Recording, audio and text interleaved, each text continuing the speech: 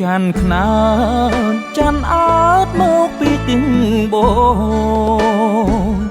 សៀងសាវីយោធ្ងួចធ្ងរបំពេរាត្រី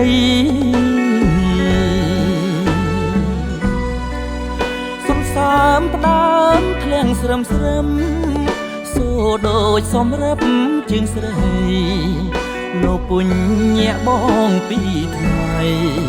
ស្រមៃដងជាប់អរ៉ា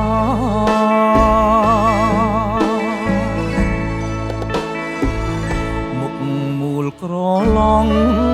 ផោផង់ដូចដងចានទ្រីស្អាតណាស់ពុំងី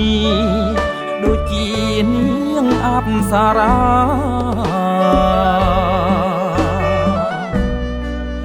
ជាកូនស្រី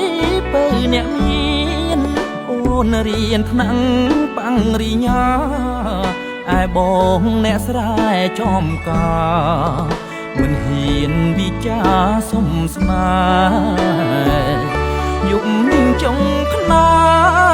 ឲ្យខ្ញុំកាទុំចំបាយកណ្ដោចកណ្ដែងតែម្នាក់ឯងក្រោមសែងដួងខែចិត្តមួយចង់សារភាពប្រាប់ស្រាំតែចិត្តមួយថាទេខ្លាចស្ងួនអូនមិនទុំនេះខ្លាចនេះមានមិនមេត្តា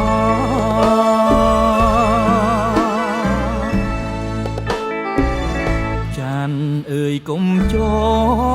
នៅកុំដកខ្ញុំបានទេបើ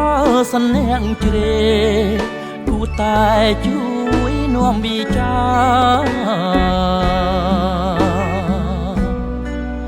ប្រាប់ស្រីផងខ្ញុំលួចស្មាំងទួងខំឋានៈយ៉ាងណា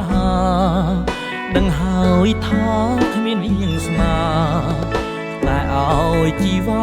ដឹងខ្លួន